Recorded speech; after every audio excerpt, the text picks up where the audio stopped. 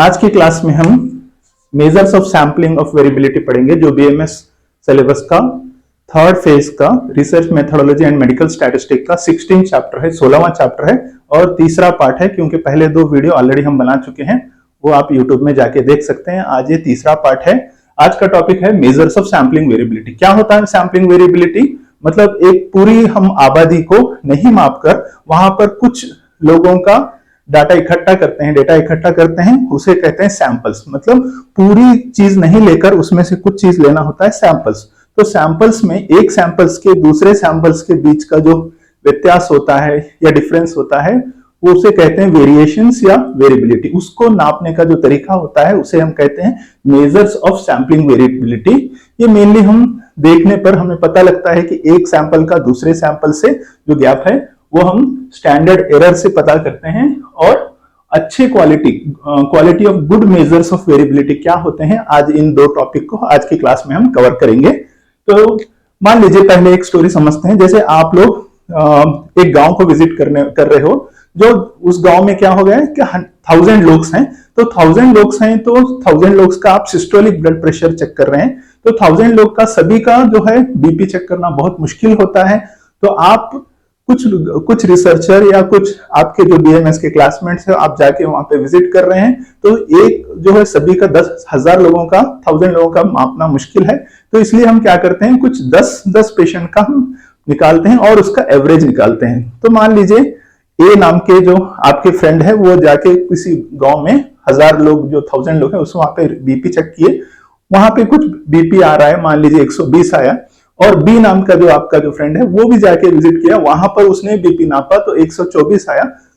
तो इस तरह से जो है उसका एवरेज, यहाँ पे 10 लोग सैंपल किए, यहाँ पे किए, तो दोनों में एक दूसरे में इन 10 पेशेंट का एवरेज आया 124।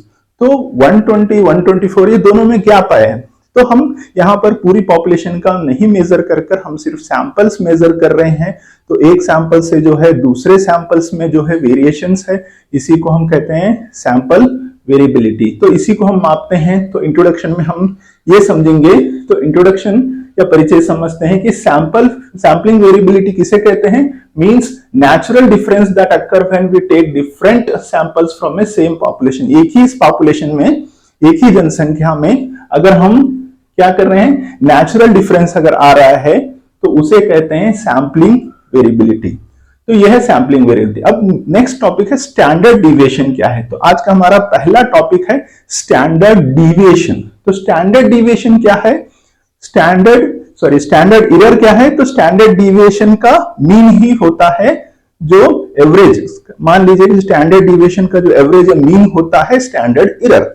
ये सिंपल डेफिनेशन है। तो स्टैंडर्ड एरर क्या है? स्टैंडर्ड एरर को हम एससी नाम से कहते हैं। तो एससी क्या होता है? Standard error measures the variability of sample statistic from the sample to sample.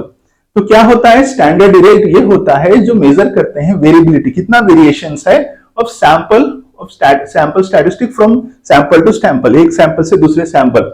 It indicate how precisely a sample estimate represent the population parameter. तो पॉपुलेशन के पैरामीटर्स में क्या होता है, उसका कितना प्रीशियस होता है, उसको इंडिकेट करता है। ये होता है हमारा स्टैंडर्ड एरर। तो डेफिनेशन क्या है?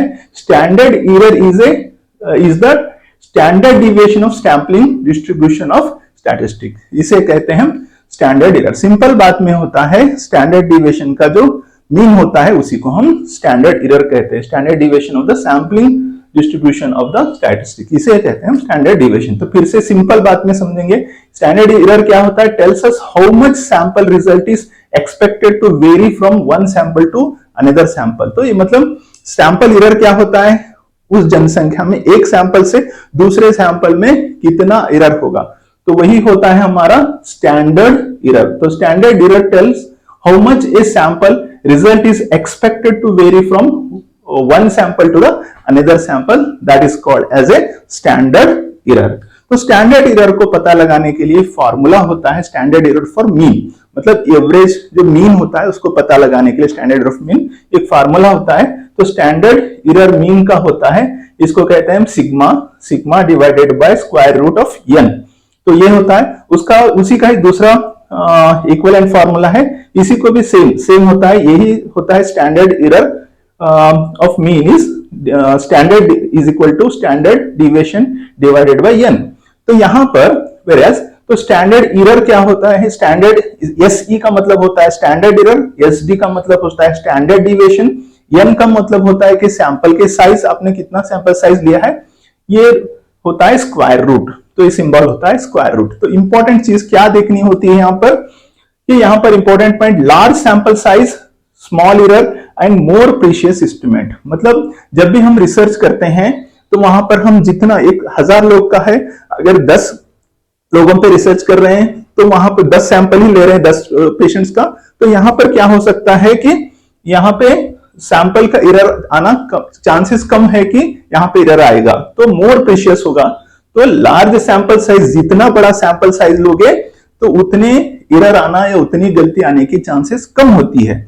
अगर स्मॉल सैंपल साइज है, 100,000 ऑफ पेशेंट्स में आप सिर्फ 5 या 4 लोगों का ही कर रहे हैं, तो वहां पर क्या होगा, sample smaller sample size large standard error. तो यहां पे चांसेस है कि जितना सैंपल छोटा होगा वहां पर एरर आने के, स्टैंडर्ड एरर आने के चांसेस होते हैं, उसको हम लेस प्रीशियस एस्टिमेशन मानते हैं। तो सिंपल बात में जितना बड़ा डेटा हो, जितना बड़ा आप यहां पर सैंपल का साइज लोगे उतना प्रीशियस होगा, उतना एक्यूरेट होगा। जितना छोटा लोगे आप वहां पर गलती होने की चांसेस ज्यादा रहेगी, एरर होने की चांसेस यहां पे ज्यादा रहती है, इसका मतलब। और एक एग्जांपल लेके हम समझेंगे, एक मेडिकल एग्जांपल। तो suppose study the measures of systolic blood pressure of the patient. मान लीजिए हम 100 पेशेंट्स का जो हम सिस्टोलिक ब्लड प्रेशर कर रहे हैं, तो वहां पर क्या होगा, यहाँ पे उसका मीन मान लीजिए एक 120 है, 120 mmHg।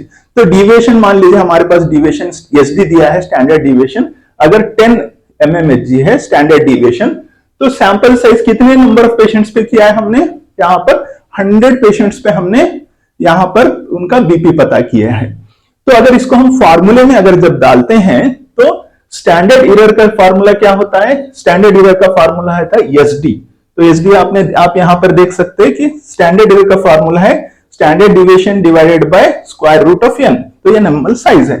तो यहां पर स्टैंडर्ड डिविएशन कितना है, 10 है, तो स्टैंडर्ड एरर में is equal to 10 divided by square root of 100।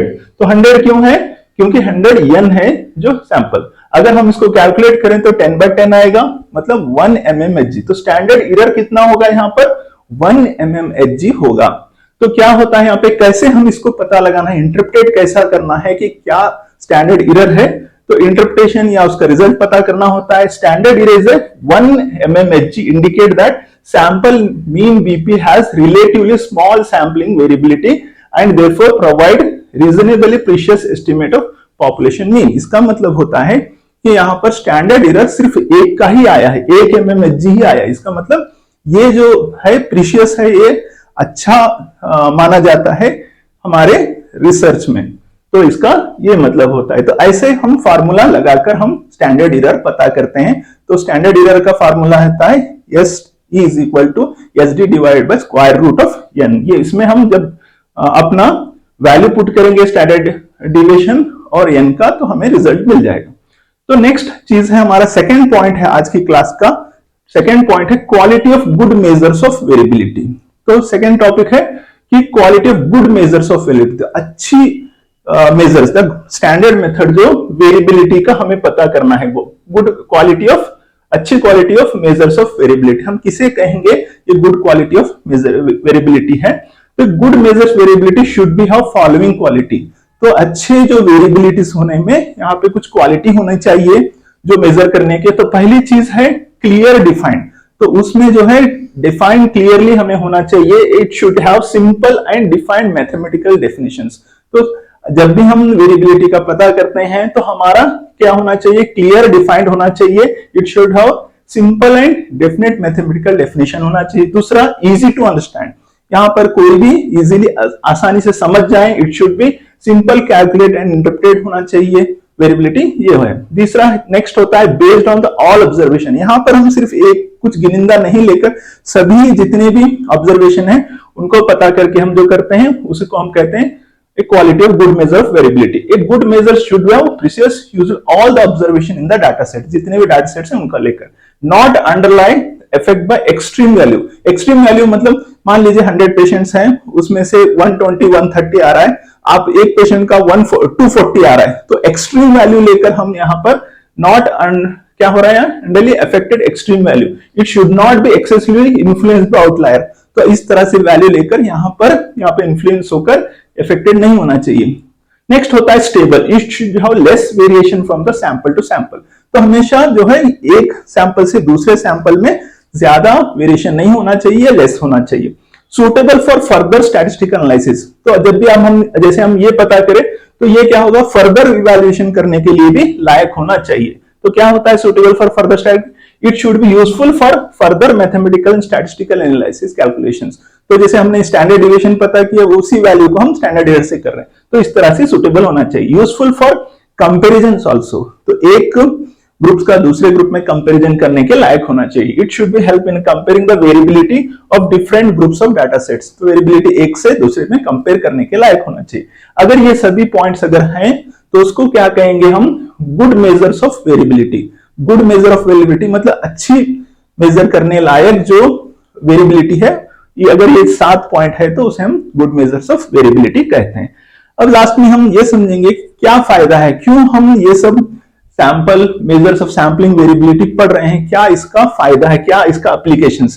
पहली चीज estimating the precious of sample mean, तो हमें क्या होता है ये पता लगाने के लिए, एस्टिमेशन करने के लिए कि precious of the sample mean. दूसरा एक comparing the result from the different sample, तो एक से दूसरे सैंपल्स को कंपेयर करने के लिए हमें मदद करता है। Interpretation of clinical research finding, तो जब भी हम क्लिनिकल रिसर्च करते हैं तो रिसर्च में को समझने के लिए ये डाटा में इस तरह से जो स्टैंडर्ड एरर या और कोई वेरिएबिलिटी काम आता है। Estimation of the confidence intervals, तो कॉन्फिडेंस इंटरवल्स को एस्टिमेशन करने के लिए भी होता है। Assessing the reliability and precious of medical measures, तो मेडिकल्स के जो मेजरमेंट्स होते हैं, जो मेडिकल फील्ड में हम जितने भी हम नापने योग्य जो मेजरमेंट्स होते हैं उसको असेस करने के लिए, भरोसा करने के लिए, प्रीशियसली पता करने के लिए, इन सभी में जो होता है ये आपका मेजर्स ऑफ सैंपलिंग वेरिएबिलिटी काम आता है। ये है आज की हमारी छोटी सी क्लास। अगर आपको अच्छी लगी तो आप लाइक करके हमें मोटिवेट करिए और आपके क्लासमेट्स के साथ शेयर करिए और सब्सक्राइब करिए। Thank you.